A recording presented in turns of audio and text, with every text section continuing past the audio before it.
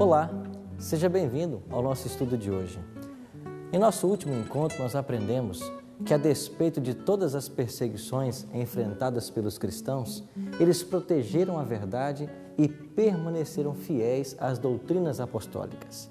Ainda que milhares fossem aprisionados e mortos, outros surgiram para ocupar os seus lugares.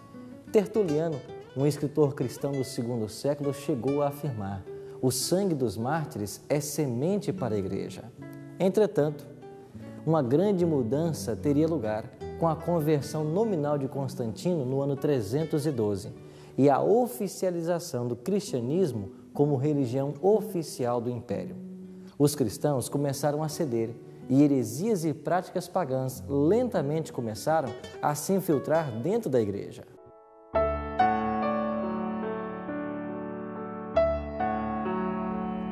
Essa transição foi assinalada pela última grande perseguição aos cristãos.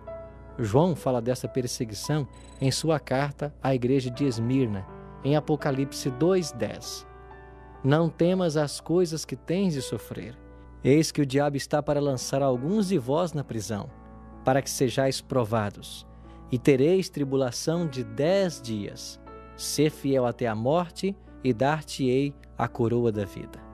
Levando em consideração o princípio dia a ano de interpretação profética, baseado na ideia de que cada dia profético representa um ano literal, conforme Números 14:34 e Ezequiel 4:6 e 7, a igreja enfrentaria 10 anos de forte perseguição.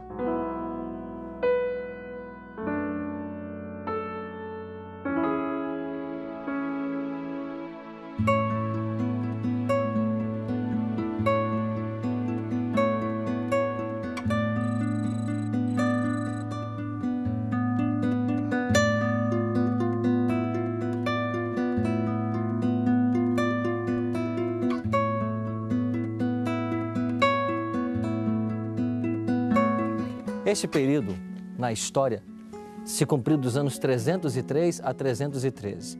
As fortes perseguições do imperador Diocleciano fez com que os cristãos fossem expulsos, tivessem suas casas confiscadas, a religião foi oprimida e tiveram até o risco de perder sua cidadania.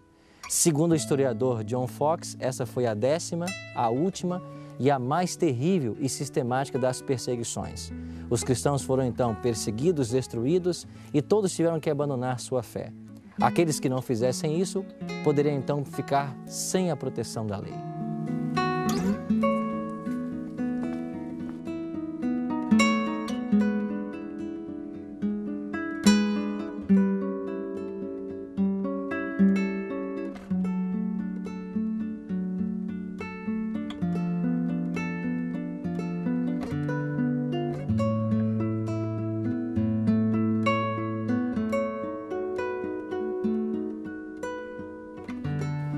Neste período de 10 anos, os cristãos eram encerrados nos templos e depois ateavam-lhes fogo, com todos os membros no seu interior.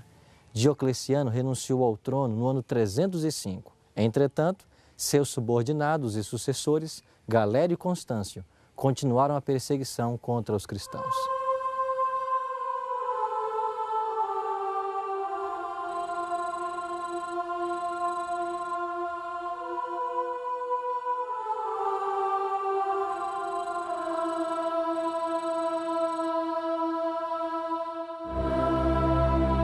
Essa perseguição durou até o ano 313, quando Constantino, o primeiro imperador cristão, fez cessar todos os propósitos de destruir a igreja, assinando o Edito de Tolerância de Milão. O edito declarava: convém que Vossa Excelência saiba que decidimos suprimir todas as restrições contra os cristãos, encaminhadas a Vossa Excelência nos escritos anteriores, e abolir as determinações que nos parecem totalmente infelizes e estranhas à nossa brandura, assim como permitir, a partir de agora, a todos os que pretendem seguir a religião dos cristãos, que o façam de modo livre e completo, sem serem aborrecidos ou molestados.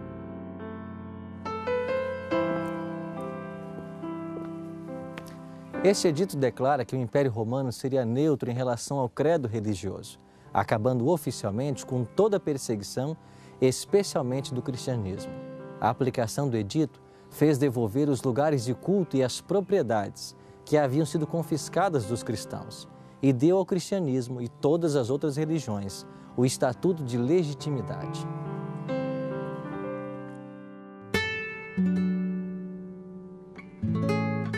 Satanás estava mudando de estratégia. Procurou hastear sua bandeira na igreja cristã. Buscou alcançar pelo engano aquilo que não conseguira pela força.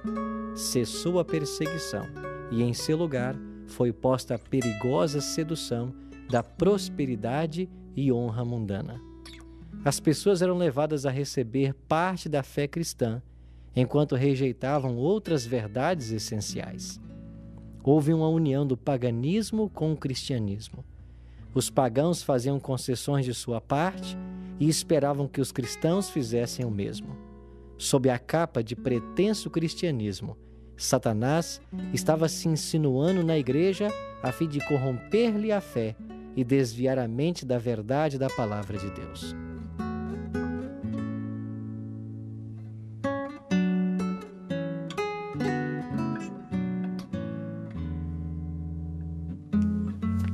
Em 305, Diocleciano renunciou ao cargo.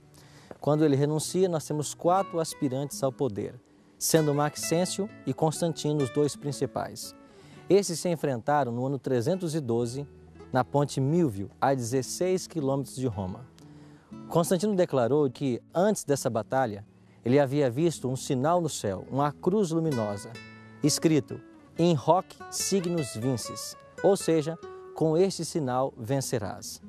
Constantino venceu Maxêncio, que morreu afogado ali no rio Tibre. Em 330, ele transfere a sede do seu poder para Constantinopla e, mais tarde, adota essa cruz como símbolo do seu exército.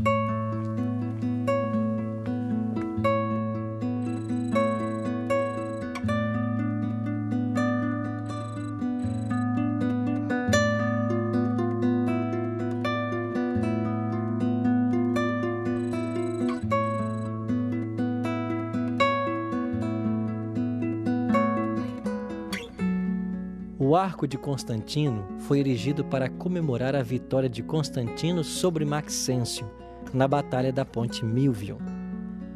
O curioso nesse arco é que não há muitos elementos decorativos lembrando Constantino, e sim relevos que mostram o imperador Marco Aurélio e ornamentos que celebram a vitória de Trajano sobre os dácios. Isto acontece porque os artistas do final da civilização romana, de estilo duro e expressionista, recorrem a curiosos sistemas de aplicar a esses arcos ornamentos e estátuas provenientes de monumentos mais antigos.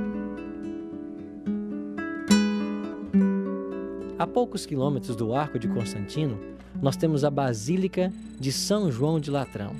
É a catedral do Bispo de Roma, o Papa. Seu nome oficial é Arquibasílica do Santíssimo Salvador. Como catedral da Diocese de Roma, contém o trono papal, o que a coloca acima de todas as igrejas do mundo.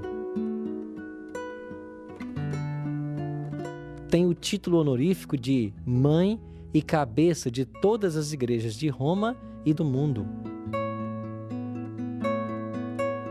Foi fundada por Constantino para ser a principal igreja de Roma. Era a única dentre as 3 grandes basílicas construídas que se encontrava no interior dos muros que cercava a cidade e, por isto, serviu de catedral e foi aberta ao público. A dedicação oficial foi presidida pelo Papa Silvestre I no ano 324. É uma das 4 basílicas patriarcais de Roma.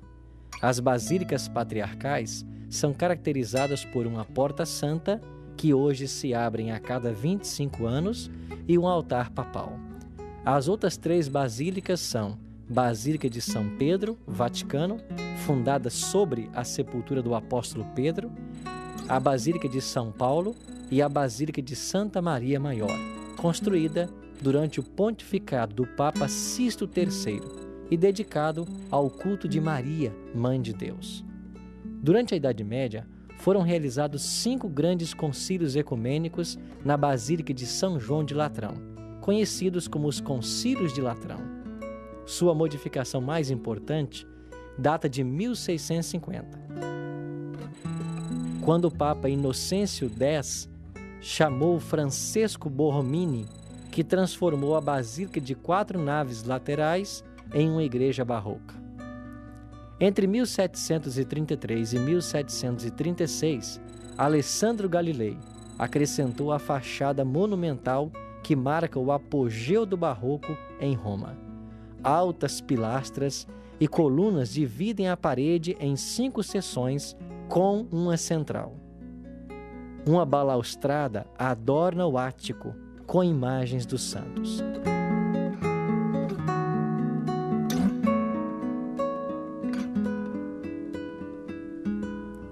Até 1309, ao lado da Basílica se situava a residência do Papa, cujo resquício ainda é visível na Capela Sancta Sanctorum e na Scala Santa. Todos os papas foram nela entronizados até o século XIX. O imperador Constantino adornou a basílica com ouro, prata e mosaicos. Entre os pilares foram colocados enormes estátuas dos apóstolos. Um dos trabalhos mais importantes é o altar papal, no qual apenas o Papa pode celebrar a Eucaristia. Na parte superior, vêem-se bustos de São Pedro e São Paulo, de prata dourada, os quais, na Idade Média, se acreditavam conterem as próprias cabeças dos apóstolos. E abaixo do altar está o túmulo do Papa Martinho V. Nessa igreja, em 1417, ele deu por findo o grande cisma da igreja, quando havia 3 papas candidatos ao trono. No lado meridional da basílica, nós temos o batistério octogonal de Latrão, que é provavelmente o mais antigo do cristianismo. Considerado o protótipo dos batistérios, foi construído por Constantino, que teria sido ali batizado. Na praça, temos o Obelisco Laterano, que é o maior obelisco de Roma, com mais de 32 metros de altura. Este obelisco foi construído na época dos faraós Tutmoses III e Tutmoses IV, 15º século antes de Cristo. É proveniente do templo de Amon em Tebas, no Egito. Foi transportado para Roma pelo imperador Constantino II e colocado nos Circos Máximos.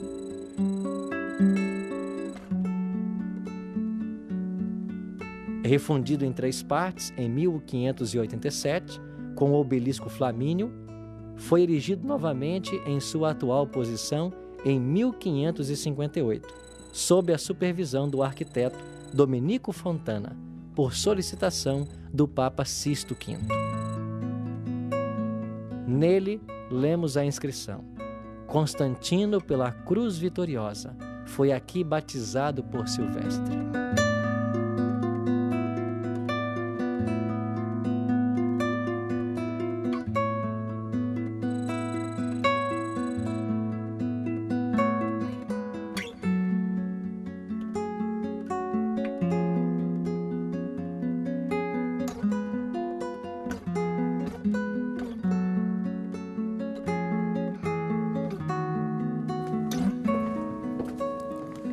A conversão de Constantino causou grande regozijo no mundo religioso. E sob o aparente manto de piedade, as tradições começaram a se infiltrar dentro da igreja. O paganismo tomou conta de toda a cristandade. E esses ritos e essas cerimônias cada vez mais foram colocadas no culto e na fé cristã. A maioria dos cristãos finalmente se consentiu em baixar a norma e começou a haver uma união entre o paganismo e o cristianismo.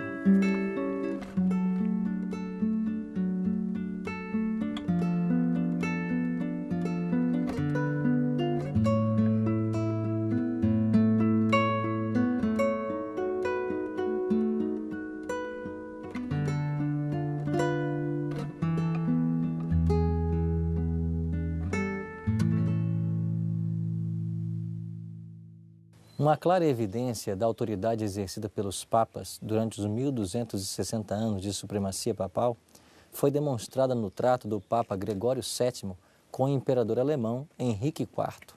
Pastor, conte-nos essa história. Estamos aqui no castelo de Canossa, no norte da Itália. Esse castelo foi construído por Otto Adalberto, iniciando a construção no ano de 940, e a construção demorou 10 anos. A localização geográfica é muito estratégica. Não só a visão ampla é bela, mas a rocha é íngreme, dificultando muito o acesso. Além disso, na construção foram colocadas 3 fileiras de muros, tornando o lugar na época praticamente inexpugnável. Um incidente muito importante ocorreu no ano de 1075. Gregório VII era papa e ele promulgou uma bula declarando-se o chefe supremo, o líder absoluto no sentido espiritual e também político de todo o cristianismo. Porém, Henrique IV, o imperador alemão, não aceitou de bom grado essa submissão temporal ao bispo de Roma. Além do mais, Henrique IV acusou o próprio Papa de um envolvimento sexual, ou seja, adultério, com a condessa Matilde, que morava nesse castelo aqui. Em resposta, o Papa simplesmente pegou e o excomungou, e além do mais, praticamente destronou, portanto, sua estabilidade política estava em jogo. O Papa Gregório VII era muito amigo da condessa Matilda, que morava aqui no castelo de Canossa, e decidiu passar até mesmo o inverno de 1076 a 1077 aqui nesse lugar. Ciente de que o Papa aqui se encontrava, Henrique IV veio da Alemanha para esse lugar para pedir perdão ao Papa, porque ele temia, sendo excomungado, que perderia todo o seu prestígio e seu poder político na Alemanha. Quando ele aqui chegou, com pés descalços, vestido como um penitente humilde, com pouca roupa, o Papa não o recebeu imediatamente.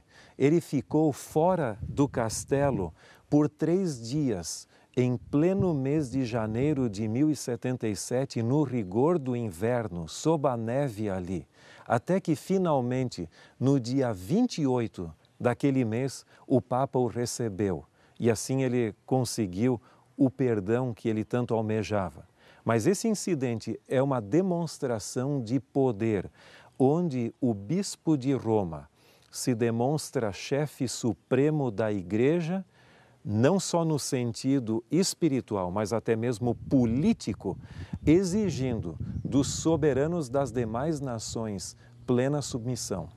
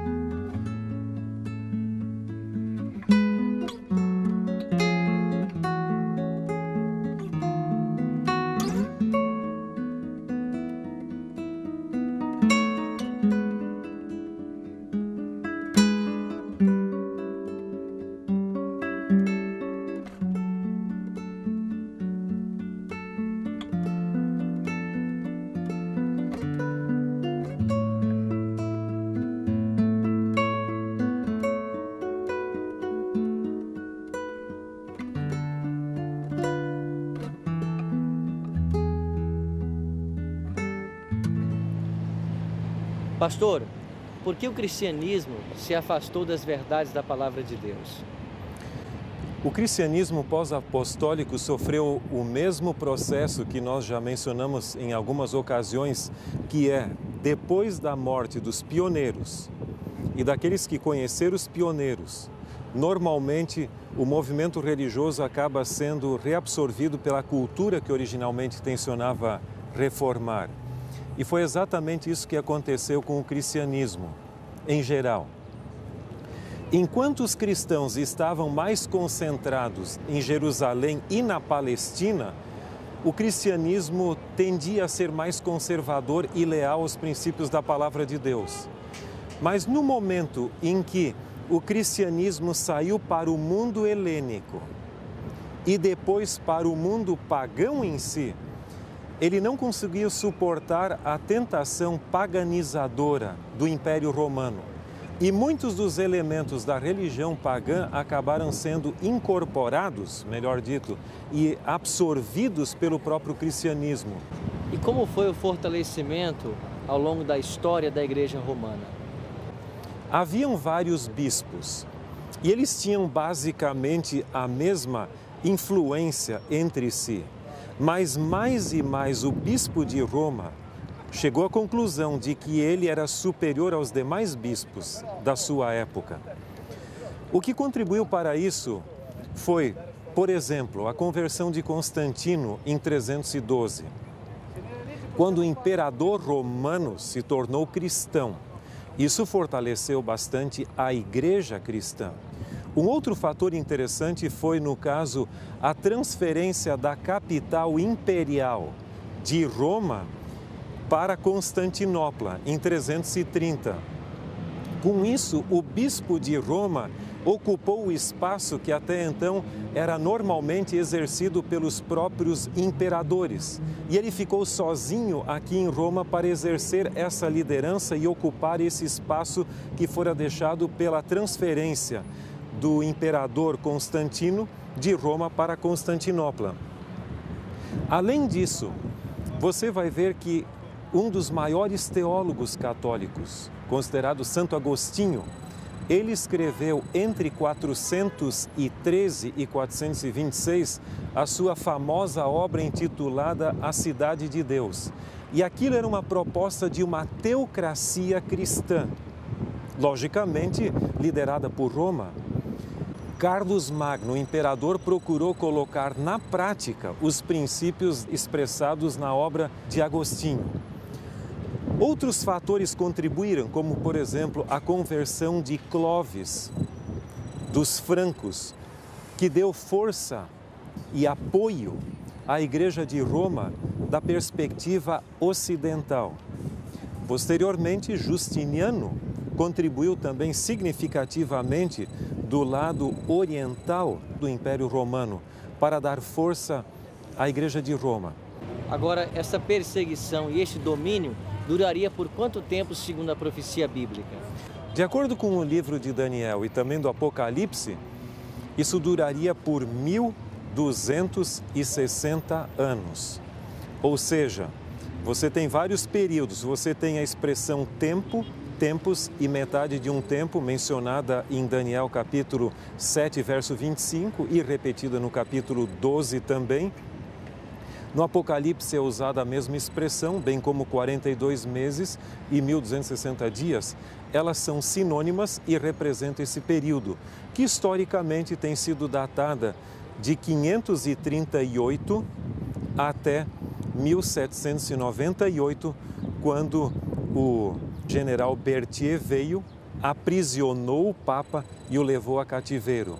Isso foi interpretado por muitos como um cumprimento da profecia bíblica, como o vigário, filho de Deus, podia ser aprisionado por um exército e levado para outro lugar. Muitos criam que isso tinha um significado bíblico e chegou-se à conclusão que dali para frente naquela data começou o tempo do fim que se estenderia até a volta de Cristo.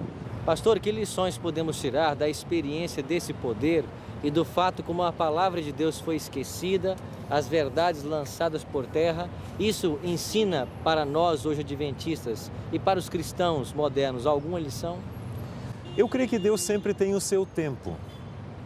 Muitas vezes parece que as coisas prevalecem numa direção, mas o Deus que controla a história tem o seu tempo apropriado, no qual a verdade é restaurada a despeito de todas as dificuldades e problemas que ocorrem.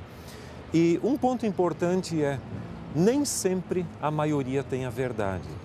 Pelo contrário, normalmente o poder da tradição é muito mais forte ou seja, o peso da inércia da tradição é muito maior do que a gente imagina.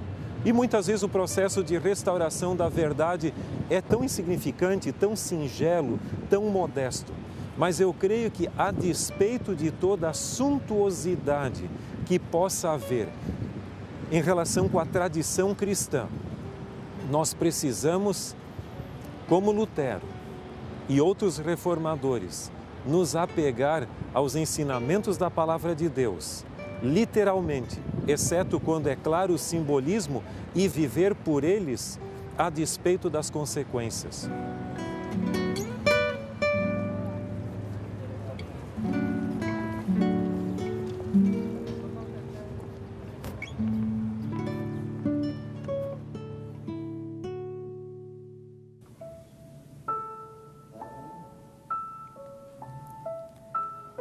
Nem sempre a maioria tem a verdade. É por isso que a Bíblia nos admoesta em Êxodo 23, verso 2: não seguirás a multidão para fazeres o que é mal. Talvez, ao terminarmos o estudo de hoje, você esteja muito surpreso com várias revelações que aqui foram feitas. Mas permita-me dizer algo muito especial para você. É possível estar sinceramente errado. É possível estar se crendo em ensinamentos que não são bíblicos, mas apenas baseados na tradição humana. É por isso que Cristo, no Evangelho de São Marcos, no capítulo 7, verso 8, ele advertiu: negligenciando o mandamento de Deus, guardais a tradição dos homens. Você está agora diante de uma importante decisão: ficar do lado da verdade bíblica ou continuar a guardar as tradições ensinados por alguma igreja ou líder religioso. Eu oro para que o Espírito Santo de Deus ajude você a decidir-se pela verdade. Por isso, queria convidar você agora a tomar uma importante decisão. A minha decisão é: após descobrir que muitas tradições entraram para o cristianismo, ocupando o lugar da verdade, desejo abrir meu coração à influência do Espírito Santo, para que ele, mediante o estudo da Palavra de Deus, me ensine toda a verdade e me ajude a ser fiel em tudo que aprender.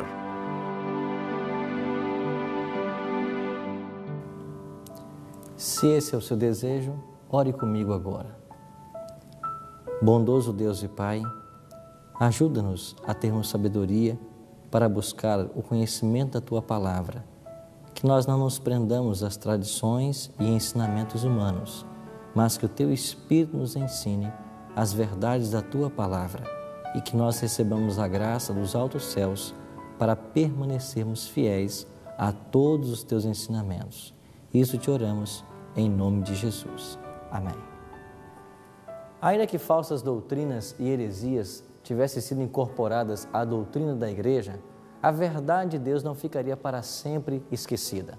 Deus, em vários países, levantaria um movimento de reforma. Um desses povos, os valdenses, povo piedoso e simples que habitava o sul da França e norte da Itália, manteve por mais de 1000 anos acesa a chama da verdade.